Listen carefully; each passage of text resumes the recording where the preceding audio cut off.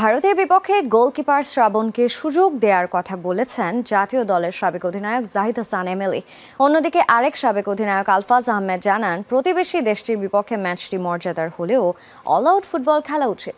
এদিকে ম্যাচের আগে জাতীয় স্টেডিয়ামে ভারত সকালে আর সন্ধ্যায় অনুশীলন করবে বাংলাদেশ দল। সিঙ্গাপুর, হংকং, নেপাল শেষ 4 ম্যাচের 3টিতেই শেষ মুহূর্তের গোলে ম্যাচ হাতছাড়া হয়েছে বাংলাদেশের, যার মূলে ছিল ডিফেন্ডার কিংবা গোলকিপারের ভুল।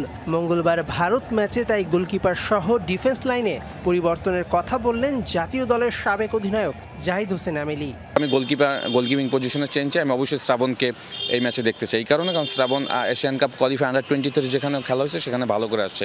রাইট ব্যাকে আমাকে যদি বলেন, আমি তাসকে দিয়ে স্টার্ট করাতে চাই এবং লেফট ব্যাকে জায়ানকে দিয়ে স্টার্ট করতে চাই। আমাদের যেহেতু ভালো অপশন নেই, তারেক কাজী এবং তপু বর্মনকে দিয়ে সেন্টার ব্যাকে স্টার্ট করানো উচিত। অ্যাট দ্য সেম টাইম মিডফিল্ডে যদি আমাকে বলেন, আমি বলবো যে সমিত সোম, হামজা চৌধুরী এবং ছোট সোহেল রানা, মানে জুনিয়র সোহেল রানা, এরা তিনজন যদি স্টার্ট করে এবং ফ্রন্ট লাইনে মুরসালিন, ফাহিম এবং রাকিব, এই 11 নিয়ে যদি নামে আমার কাছে মনে হয় ভালো হবে। এর বাইরে আপনার কাছে কোনো অপশন নেই।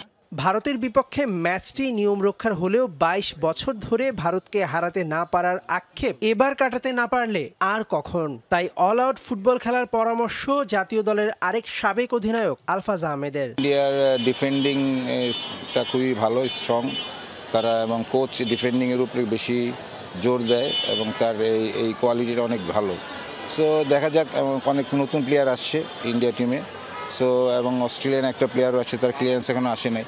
তো সব মিলায় তারাও তো ছেড়ে কথা বলবে না, এবং আমাদের অ্যাডভান্টেজ, আমাদের মাঠে খেলা, আমাদের দর্শক, সব কিছু মিলাই আমাদের অ্যাডভান্টেজ। এখন বাকিটা খেলোয়াড়দের উপর ডিপেন্ড করে। -2তে জাতীয় স্টেডিয়ামে অনুশীলন করেছে হামজা সমিতরা। একই ভেন্যুতে সোমবার ম্যাচের আগে সন্ধ্যায় শেষ অনুশীলনে নামবে টিম বাংলাদেশ। আর ভারতের অনুশীলন সকাল 9টা 15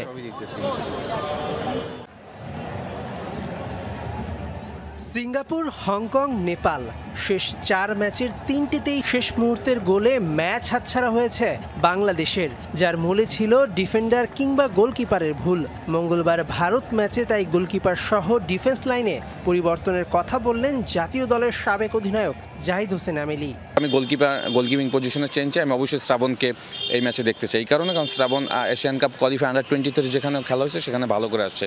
রাইট ব্যাকে আমাকে যদি বলেন, আমি তাসকে দিয়ে স্টার্ট করাতে চাই এবং লেফট ব্যাকে জায়ানকে দিয়ে স্টার্ট করতে চাই। আমাদের যেহেতু ভালো অপশন নেই, তারেক কাজী এবং তপু বর্মনকে দিয়ে সেন্টার ব্যাকে স্টার্ট করানো উচিত।